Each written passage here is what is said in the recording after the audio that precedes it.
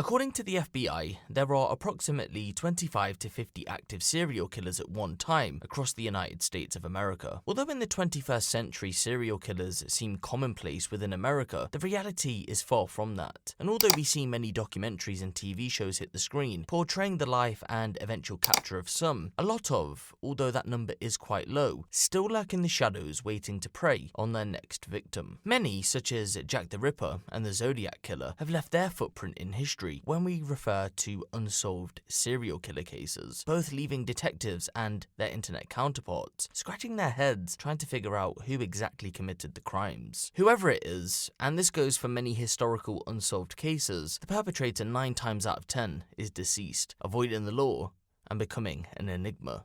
Today though, we look into a case coming out of Stockton, California, and for local residents, they've started to voice their concern across social media after 5 murder cases which date back to roughly 3 months from when I'm recording this video have all been linked. By the FBI's definition then, we're looking at a potential serial killer on the loose in California as of October 2022. However, as of Monday, October 3rd, 2022, Stockton police have connected 2 more incidents, one fatal, one not, to the 5 murders that have already happened recently. Before we get into today's coverage, I must voice that active serial killer cases, especially this early on in the investigation, are highly sensitive, so certain details about the ongoing case are kept out of the public so the killer doesn't use certain tactics to avoid being captured. That's why as it stands right now, there's limited information about each killing, but there's enough to build a timeline of events. So this story takes us all the way back to April 10th, 2021, and it actually started about 70 miles away from Stockton, in Oakland. Only one small local report initially covered this when it first happened, and at around 4:18 AM on the day in question, a Hispanic man in his 40s was found by police with multiple gunshot wounds at the intersection of 57th and Harmon Avenue. By the time they arrived, he was pronounced dead at the scene. Initial reports quoted that the man was known in the area, although it didn't name him, and in recent reports he's still currently unnamed. They stated that he was shot as the result of being in a confrontation with another person, but if he's now being linked to this ongoing potential serial killer case, then we know that wouldn't have been the case. More on the connection of the incidents in just a moment. At the time, police and Crime Stoppers put up a $10,000 reward for information leading to the arrest of the killer, but according to detectives, only 6 days later, the alleged serial killer would strike out again, but this time, to no avail. I searched far and wide for more specifics about the next incident, but because it wasn't fatal, it more than likely didn't make the news. At around 3:20 AM, police were called to Park Street and Union Street in Stockton to reports of a shooting. When they arrived, they found an African-American woman with gunshot injuries. She was rushed to a local hospital, but would go on to survive the ordeal. As of when I'm recording this video, the woman in question hasn't been named, nor has her picture been made public. So this brings us up to the most recent incidents, and residents of Stockton have been told to remain calm but vigilant while multiple agencies try to apprehend this potential serial killer lurking on a street close by to them. At around 12:31 AM on July 8th, 2022, 35-year-old Paul Alexander Yole, a white male, was shot at a park in the 5600 block of Kermit Lane. Emergency services were called to the scene and he was taken to hospital, but sadly, he would succumb to his injuries. Paul had been homeless at the time of his murder, but his mother, Greta Bogrow, said he was a great man with a big heart. His death, she said, has left a huge hole in loved ones' hearts. The only other piece of information we have about this specific incident is that a local resident said they heard multiple shots being fired on the day in question. For the next incident, we've got to travel about 5 minutes from the murder of Paul Yole, and at around 9:50 PM on the 11th of August 2022, Salvador William Debode Jr., a Hispanic male, was fatally shot in a parking lot in the 4900 block of West Lane. Emergency services had been called to the scene, and when they arrived, he was still breathing. Police were first on the scene and immediately started life-saving measures, but unfortunately their efforts weren't enough, and sadly, Salvador was pronounced dead at the scene. Salvador's wife, Ana Lydia Lopez, said a part of her died the day Salvador's life was taken. It's been hard. Real hard, she said. For the next 2 incidents, we've got even less information to go off as no family members have came out to give any statement to reporters, and the 2 people in question haven't been pictured. At around 6:40 a.m. on August 30th, 2022, emergency services were called to the 800 block of East Hammer Lane. When they arrived, they found 21-year-old Jonathan Hernandez Rodriguez, a Hispanic male suffering from gunshot injuries. But what happened when emergency services arrived isn't clear. We don't know at this current time if Jonathan died at the scene or was rushed to hospital. Just under a month later, on the 21st of September 2022, at around 4:30 a.m, emergency services were called to the 4400 block of Manchester Avenue to reports of a shooting. When they arrived, they found 52-year-old Juan Cruz, a Hispanic male suffering from gunshot injuries. But again, just like in the case of Jonathan, we're unsure as to what happened when emergency services arrived at the scene. Which moves us on to the latest incident. And 6 days on from the murder of Juan, police were called to the 900 block of Porter Avenue. When they arrived at the scene, 54-year-old Lorenzo Lopez, a Hispanic male, was found on the sidewalk with a gunshot wound. He would sadly go on to be pronounced dead at the scene. Jerry, Lorenzo's brother, said that Lorenzo was always there for him, watching out for him. He told reporters he wished he could have been there to look out for his brother. With that, misinformation has been spread. As the investigation moves forward, I will provide timely and verified information to you, keeping in mind the public safety and the needs of the investigation. Our investigators have reviewed countless hours of video, recanvassed several areas, and they believe at this time they've located a person of interest. And when I say a person of interest, we're not saying this is a suspect or a witness. We just don't know at this time.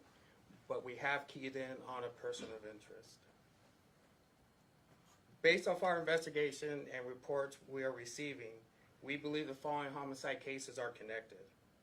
We had the July 8th, 2022 case. It was a shooting death of a 35-year-old white man that occurred on the 5600 block of Current Lane. The time of occurrence was 12:31, which is just after midnight. The August 11th, 2022 shooting death of a 43-year-old Hispanic man that occurred in the 4900 block of West Lane. The time of that occurrence was 9:49 p.m. We had the homicide on August 30th, 2022 as well. The shooting death of a 21-year-old Hispanic male at the 800 block of East Hammer Lane. The time of occurrence was 6:41 in the morning.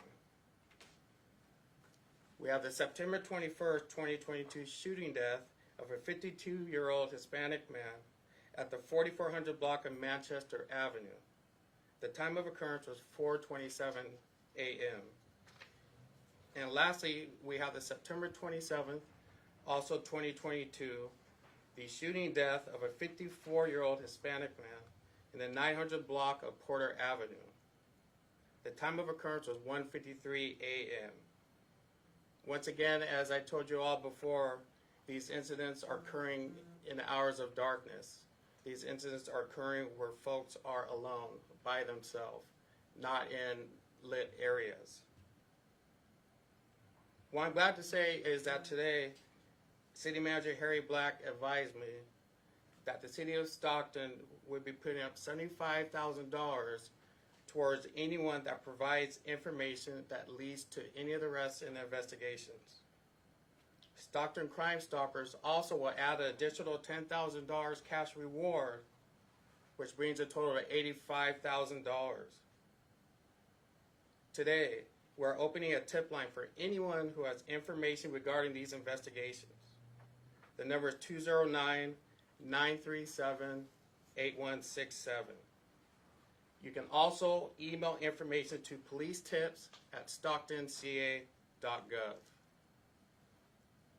Please also submit any video surveillance evidence that you may have that you feel we could benefit with to stocktonpdca.evidence.com. That information is also provided in your handouts. Also, you can contact Crime Stoppers at 209-946-0600. Again, our detectives and task force officers have been working around the clock on these investigations. We are committed to protecting our community and solving these cases, utilizing all resources at our disposal. This involves continuing to partner with the allied agencies and state agencies as well. something we have to remember here, there are grieving families that are deeply touched by these homicides. And I want to bring closure to them, and we bring closure to them by having a thorough investigation without misinformation. So all of us, please remember there are grieving folks that want justice served. And the men and women in this department will continue to work hard to bring that justice.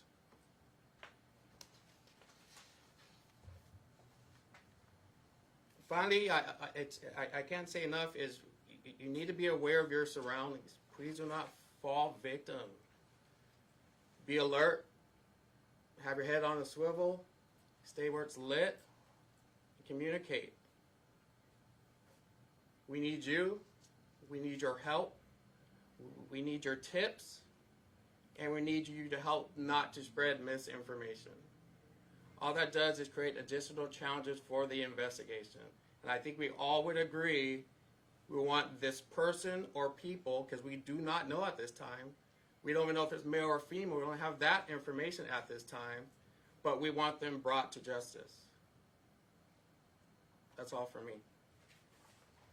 We'll take some questions.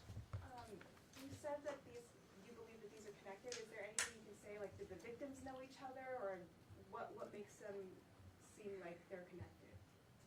Yeah, here's what makes these cases very challenging, is there are no witnesses due to the location and the timing and the lack of lighting. So this is from, again, our detectives not going home, staying committed to the cause, reviewing hours, several hundred hours of video, to try to get anything to go on. When there's nothing, everything is something I used to always say, and that's where we're at. We're overturning every stone, and that's how we're continuing our investigation. Is this person of interest being looked into in relation to all four of these cases, or all five? We don't know. We feel that it's interconnected somehow, and to what extent, we just don't know at this time. But this is through our conversations and reviewing of video and reading reports. We believe this may be a person of interest that could provide information on maybe 1, 2, 3, 4, or 5. We just don't know at this time. But it's a person of interest where it could be very well a suspect, or it could be very well a witness to these incidences. Chief, based on the very newest and ever-evolving information that you can share with the public, and without compromising the integrity of the investigation, can you confirm that Stockton Here's what I can say is that we have a series of homicides that we believe are interconnected. The problem we have, if we have no evidence to tell us that it's one person, 2, or 3, we just don't know that. We don't have that information. We have no video footage that has even captured a crime, that has even captured a handgun in someone's hand. So by definition, you could probably very well call this serial killings, right? But at this time, we don't know if it's a person, 2, or 3. We just don't know. Do you have any other suspects? No, we don't. Sir, to clarify, so there's a possibility that we have either one or multiple serial killers on the list? Absolutely, because what we have not seen is we haven't seen any crime being committed by 1, 2, or 3 people. So we can't assume simply because we have an image of a person that that person is connected to that crime. But that's where we're leaning on the community to help us be our eyes out there.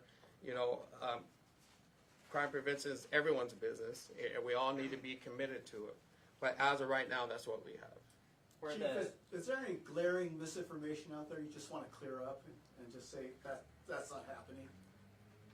So to be honest with you, there is, but doing this for 30 years, I've learned to block out, I call it noise, right? I call it where it affects the information that we're trying to really focus on to, bring someone to justice. So there is misinformation out there, and this is where I need all community leaders. I need all city officials where we all lean together and work towards making this place safe for everyone and work towards bringing this person or people to justice.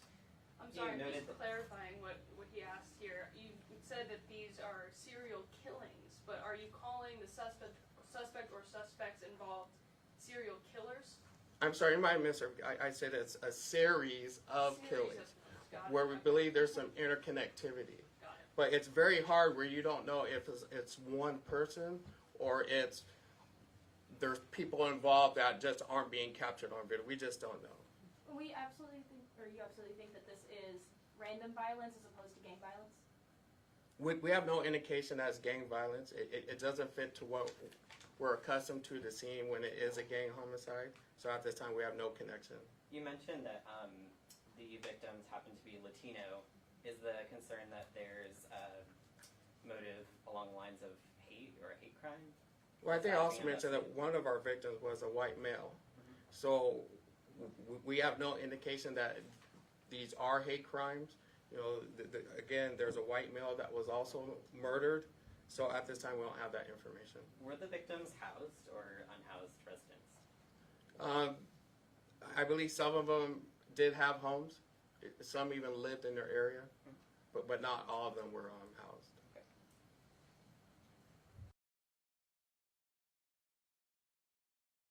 Transaction going on, something like that, and then the shooting happens, or just the guy walks up to him and just starts to ambush? It just appears to be from element of surprise. You know, there's no witnesses, so really, we really don't know how things are playing out just because of lack of witnesses. And you know, I can't say it enough. Is we need your help. You know, we need the help of the community in those areas. Look at your Ring cameras. Look at whatever footage you have going back to these dates that we're providing on this map, and please help us out. There's no suspect description at all right now? That is, what I just see on board. That's what we have, and even with that, you have to be careful because, to be honest, this could be male or female. We do not. You cannot tell from that photo if it's a male or female. That photo, it's kind of blurry. It looks like a still. Is that from a video? I believe so. Yes. Okay. Can you tell us anything else about the demeanor or kind of behavior of the person of interest in the video? That information that we have with the still photograph, that's the best photograph that we got off of that video. It was poor quality. That's the best that our detectives were able to release at this time. And that was a public camera? That was out in public, yes. Any connection between the locations where these killings happen? As far as connection, Like any similarities in terms of location? the big similarity, and this we're getting from our evidence folks as well, is the areas they're dimly lit, right? Some are close to apartment buildings. They're overshadowed by trees. There are places where there's not a lot of surveillance cameras, which means, you know, either this person or person are very lucky with choosing where they're going, or they're doing their homework to go to locations where they feel there's no cameras. If not hate or some kind of bias motivation, do you have an insight into a motivation that you guys are inquiring into? Not at all.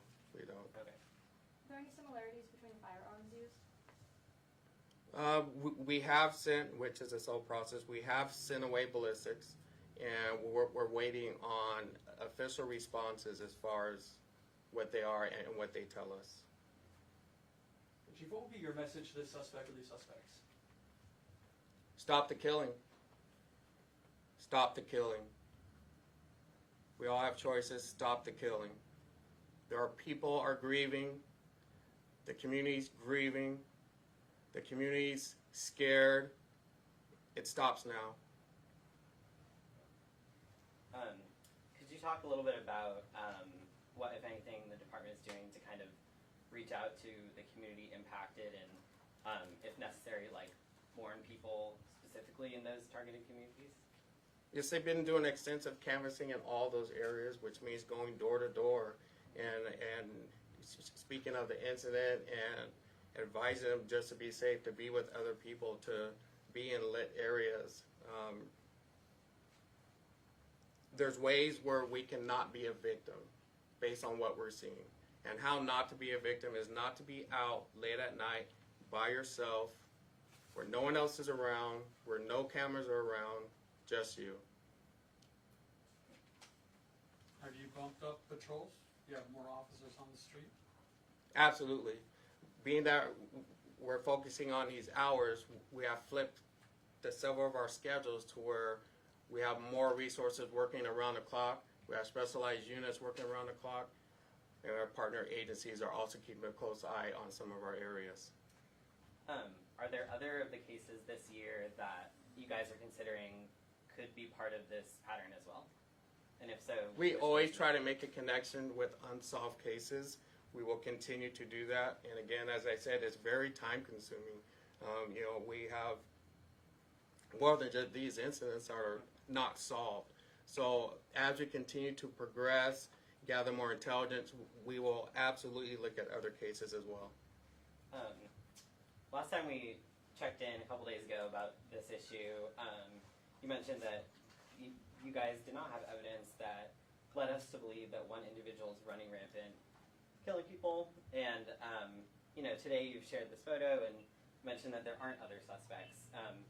Do you still feel that that was accurate and that remains accurate, that kind of portrayal? Oh, absolutely, and I'll tell you why. As I was briefed by detectives on this case and my task force folks on this case this morning. And one thing I'm not going to put out, if it's not factual information, if it's not verified information, I'm not going to message it. I will message factual information. At that time, we had assumptions but not facts. Now we know we have certain facts, and that will be the information I continue to provide to the public for their safety. So again, could be multiple suspects here. You're showing this one person, but there could be multiple suspects. Absolutely, we can't rule out anything because we have yet to capture a crime in progress. Okay, and then unfortunately, several homicides in the city of Stockton happen in the overnight hours and in the late night hours. More than just the 5 that we have on this piece of paper. Why are these connected? Well, with these one is it's the same. It's lone victims, right? It's people caught by surprise. We have other ones, but it's encounters. There's conversations. It's drug related. It's gang related. So that's how we're able to pull these ones out. Okay, well, it wasn't a robbery. Items aren't being stolen. That they're not talking about any gang activity in the area or anything. It's just element of surprise. So they're random as opposed to gang related or drug related. Correct. Is there any indication that you guys are aware of so far that this person is potentially working with a second person or additional people? We have absolutely nothing else to go on. That's what we're hoping folks can help us with. Any other questions? All this information will be placed on our Facebook page following this press conference, so thank you guys for coming. I guess a question to the Latino community, since we are seeing that there is a majority of the victims being struck are Latino. What would you tell the residents? I know we spoke to several earlier today and they are concerned. So what would you tell them, especially those that maybe have seen something but they're afraid to reach out due to, legal situations? Absolutely is. Everyone's part of this community. And it's important because I've dealt with what you're talking about. And I've always been a strong messenger to where I need help from everyone, wherever you come from, wherever you are. You're here and we need you. I need them as well to come forward so we could save their brothers and sisters or whoever it may be. I don't think anyone wants to sleep at night knowing that we haven't done everything we could do together. I actually have one last question. This guy or gal, when did you guys get your radar on this person and get access to this footage? Well, I know I was briefed this morning and verified to me this morning. When they did the stuff they do as detectives and have their meetings, but it came to me because one thing I say, don't bring anything to me unless it's factual. Yeah. I am relaying to you. Gotcha. Thank you. All right, thank you guys. Thank you. Can I close with something? Sure. Again, please no misinformation. Factual information will be brought on a regular basis as an investigation permits. We need to all be in this together. We need to respect the survivors that have lost people to gun violence, to senseless violence. That's what we all need to think about. It's not about postings. It's not about social media. It's about bringing justice to the people that lost family members. Thank you. Chief, to that point, you are not ready to call this person a serial killer, correct? I don't know what this person is. I don't know if this person is just a person that happens to be in the area. Yes. But I think we need to focus on a series of killings that are connected, that are resulting in loss of lives. Because at the end of the day, it doesn't matter who the perpetrator is, someone's getting buried, and that's a problem with me. We need to bring this person or people to justice. Thank you. Now, although emergency services had been called to multiple scenes fairly quickly, law enforcement have stated that at this moment in time, there are no witnesses that have came forward due to the locations of the shootings. As it stands right now, the reason for the connection in the cases is due to ballistic evidence and the nature of them. No one murdered had any connection to gangs, and they hadn't been robbed. The shooter seemingly ambushed the victims and gunned them down in cold blood. This is all we know so far, and of course, it's pretty much breaking in the sense that a potential serial killer is on the loose, so updates are due to come out. For now, police have left us with this image. Do you know the person in the picture? It would be pretty hard to tell because we can only see the back of them, but if you do have any information, police have asked if you could come forward, as there's now an $85,000 reward leading to the arrest of the main suspect.